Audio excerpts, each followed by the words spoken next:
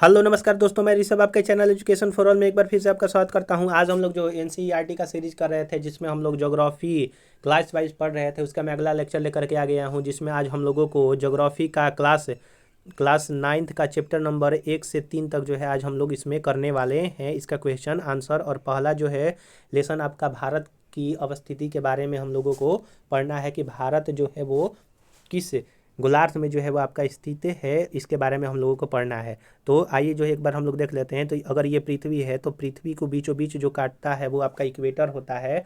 तो और इक्वेटर के जो आपके उत्तरी गोलार्ध में, उत्तर पूर्व गोलार्ध में जो है अपना भारत स्थित है।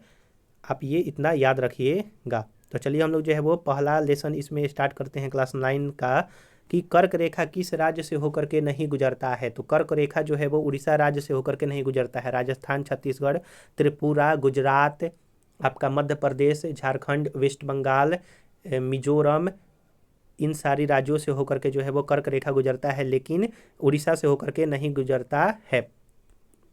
अगला है कि भारत का सबसे पूर्वी देशांतर कौन सा है। तो भारत का जो सबसे पूर्वी देशांतर है वो आपका 97 डिग्री 25 मिनट जो है वो आपका पूर्व है।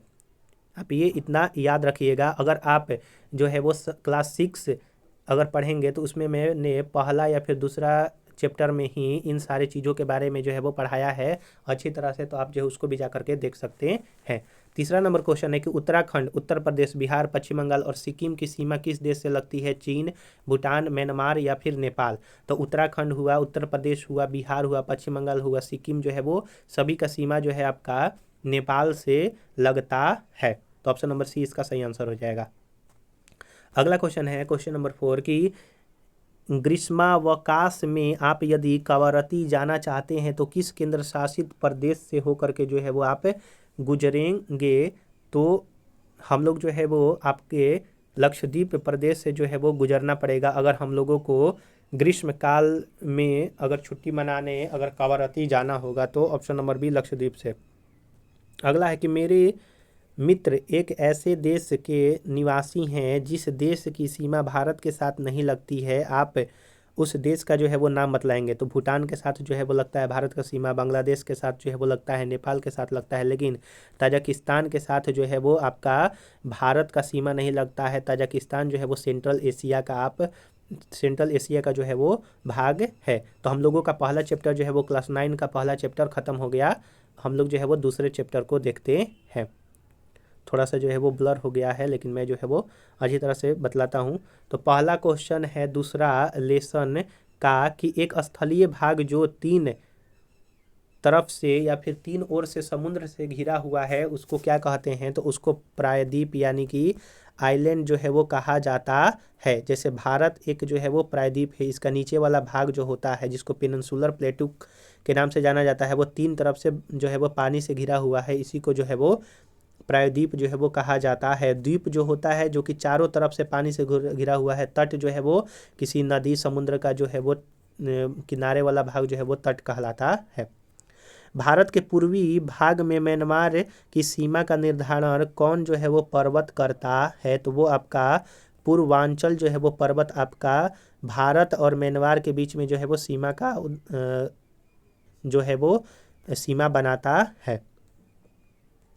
अगला है कि गोवा के दक्षिणी में स्थित पश्चिमी तटीय पट्टी को क्या कहा जाता है। तो पश्चिमी तटीय पट्टी जो कि गोवा के पश्चिम दक्षिण में स्थित है उसको जो है वो कन्नड़ जो है वो कहा जाता है। कोरोमंडल आपका जो है वो कमेंट में बतलाएंगे कि किसको कहा जाता है।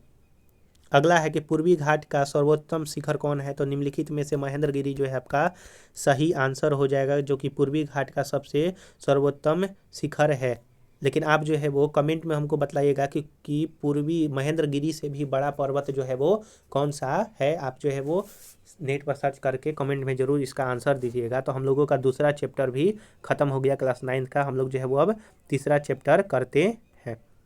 तीसरा चैप्टर जो है वो अपवाह तंत्र से संबंधित है। तो इसका पहला क्वेश्चन है कि वुलर झील निम्नलिखित में से किस राज्य में स्थित है। तो वुलर झील जो है वो जम्मू कश्मीर में आपका स्थित है वुलर झील।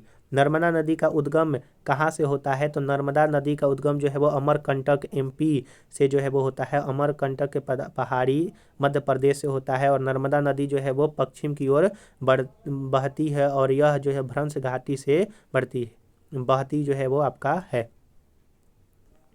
अगला है कि निम्नलिखित में से कौन सी लवणीय जल वाली झील है, यानी कि किसमें जो है वो सैलिनिटी की मात्रा जो है वो सबसे अधिक है? तो सांभर झील में जो है वो सैलिनिटी की मात्रा अधिक है। अगला क्वेश्चन है आपका कि निम्नलिखित में से कौन सी नदी प्रायद्वीपीय भारत की सबसे बड़ी नदी है? तो प्रायद्वीपीय भारत की गोदावरी नदी सबसे बड़ी नदी है। नर्मदा नदी जो है वो इसका लंबाई लगभग 1300 किलोमीटर है। और कृष्ण नदी जो है वो आपका आंध्र प्रदेश से होकर के जो है वो बहती है। महानदी जो है वो उड़ीसा में बहती है।